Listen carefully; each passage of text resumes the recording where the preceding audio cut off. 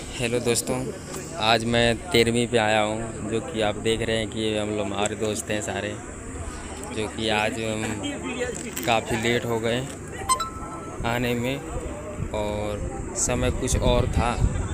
जो कि 12 बजे का डेट था कि आना है, बट हम नहीं आ पाए। ये हमारा दोस्त राहुल है। ये हम समय थोड़ा सा टाइम कट गया ना, इसकी वजह से हम लोग नहीं पहुँच पाए, जो कि समय लग गया।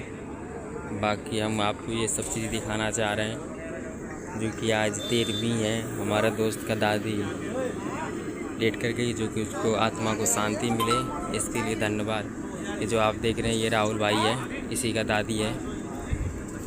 थैंक यू और जय हिंद जय भारत। बाकी अगला ब्लॉग में हम मिलते हैं। ये हमारे सारे दोस्त हैं, ये सब हैं। अमन है, रंजन है, लक्कुस है, प्रिंस है, गुड्डू है, आप देख पा रहे हैं।